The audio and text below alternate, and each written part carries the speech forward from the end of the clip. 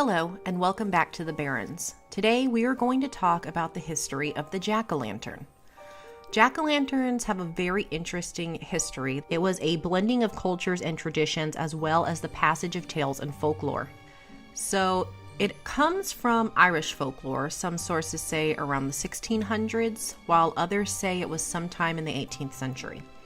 There it was said a shadowy figure could be seen roaming the marshes along with lights gleaming in the distance. This figure became known as Stingy Jack.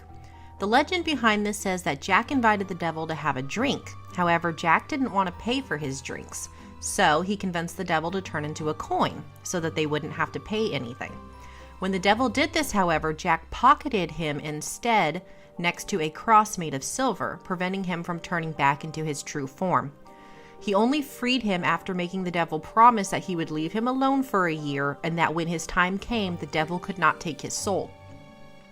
The following year, Jack again tricked the devil, convincing him to climb a tree in order to get some fruit. While the devil was up there, Jack carved a cross into the bark to prevent the devil from coming back down. He then made him promise that he would not bother Jack for 10 more years. Not long after, Jack died. It was said that God did not want him and the devil would not take him because of his agreement. Instead, he sent Jack wandering into the darkness, with only a lump of coal to light his way. Jack then carved out a turnip, placing the coal inside to act as a lantern, and it said he continues to roam with it till this day. He became known as Jack of the Lantern, or Jack-o'-lantern. There is a phenomenon known as ignis fatuus, meaning foolish fire, also called jack-o'-lantern, will-o'-the-wisps, and friar's lantern. People would see moving lights in the marshes and bogs. It was thought to be Jack wandering. Or, like its namesake, will-o'-the-wisps, it was also believed that spirits fated to hold lanterns would lead travelers astray. There are different myths associated with them, depending on the region you hail from. Because people might go in search of that light, they would fall into the water and drown. Rumors spread that it was Jack or the spirits that took their souls. However, it was eventually thought that ignis fatuus is likely the combustion of gases from decomposed organic matter. Some say that the carving of faces into the vegetables went back thousands of years, perhaps from the custom of taking heads as trophies in wars. Then the Gaelic festival Samhain began to take hold. This was a Celtic pagan holiday, signaling the coming of winter and the end of the harvesting season. It was believed that during this time spirits could walk among the living.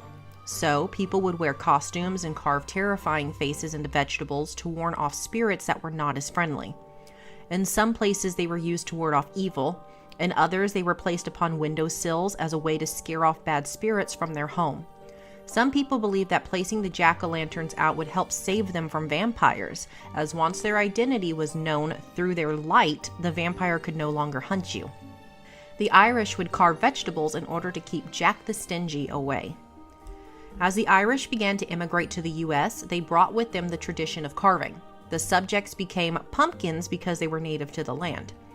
Another interesting fact is that the term Jack was used in 17th century Britain to refer to a man of which their name was not known.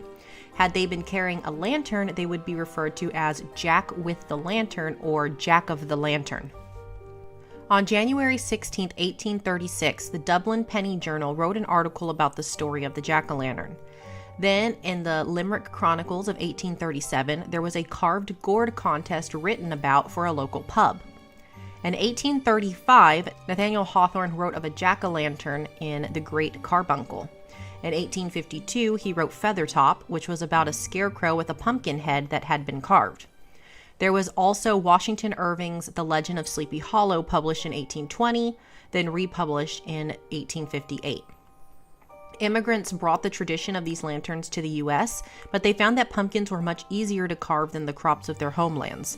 By the 19th and 20th centuries, the term jack-o'-lantern was beginning to really take hold. Samhain had gradually become the Halloween we know today, and the jack-o'-lantern became synonymous with it. Christians carried on some of the traditions on All Hallows' Eve, which was the day before All Saints' Day. An interesting tidbit of information and a far more practical application was that since metal lanterns cost more than some could or would pay, they would carve out gourds. Lighting them would allow them a makeshift lantern.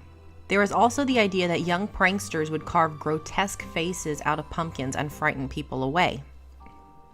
Different sources have different speculations, but there was likely a culmination of things that led to the jack-o'-lanterns that we know and love today. That's it for today's video. I hope you found it interesting. I'm going to try and post another 1 to 2 videos centered around Halloween in some way. So until then, I hope you stay safe, stay healthy, and until next time, thank you for joining me in the Barrens.